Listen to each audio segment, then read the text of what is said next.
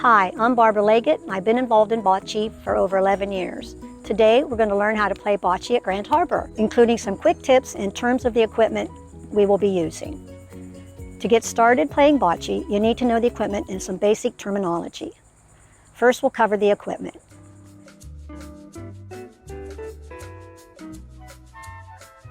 This is a palino. You bowl this to begin a match. These are bocce balls. At Grand Harbor, they are red and green. Each team gets 4 balls. Whichever team throws the palino gets to decide what color they will be playing with. You should also have a rope or some sort of measuring device. This is used to measure the distance between balls and the palino for scoring. We will discuss how and when that happens later in the session.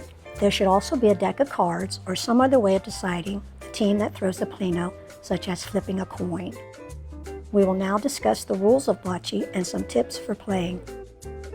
A full game of bocce is called a match.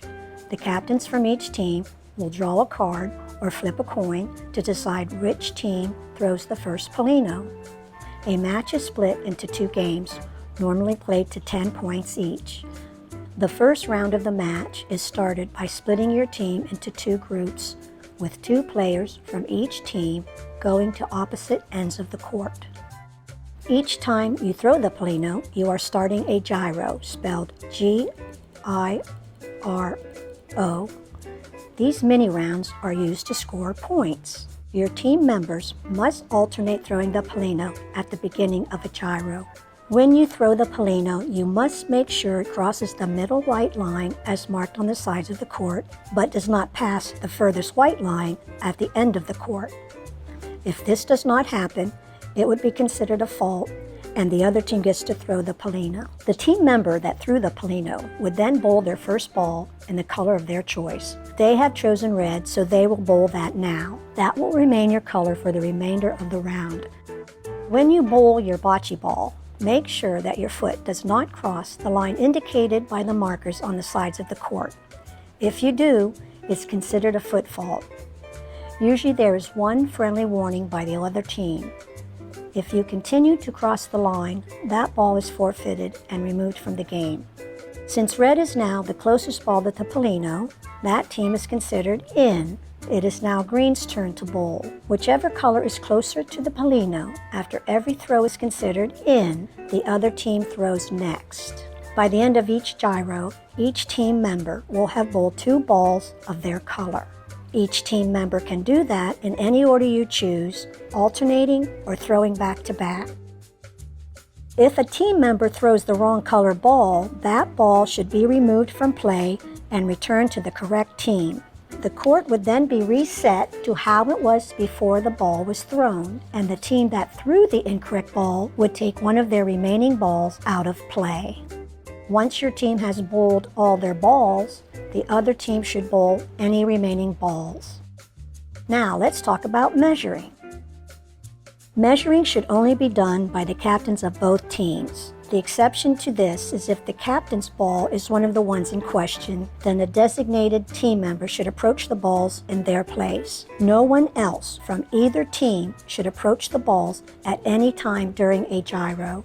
To measure, place the ends of the string between the closest edge of the palino and the closest edge of the ball in question.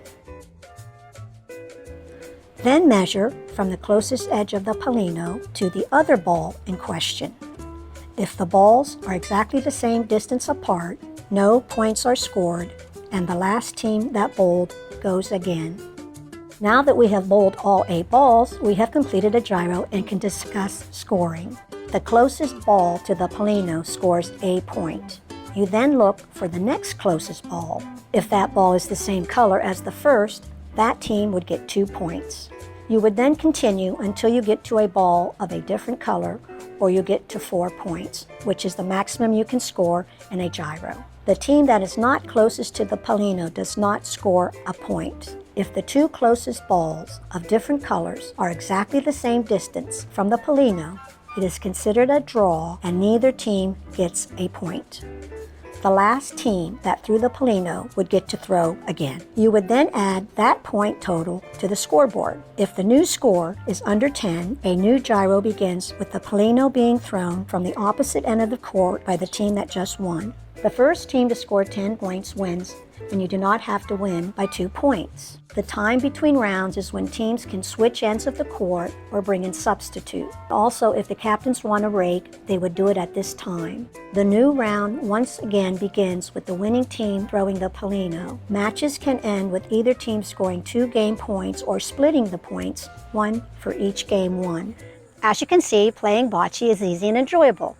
Now you know how to play bocce at Grand Harbor, and we hope you will join us for open play or in one of our season leagues. Let's play Grand Harbor Bocce!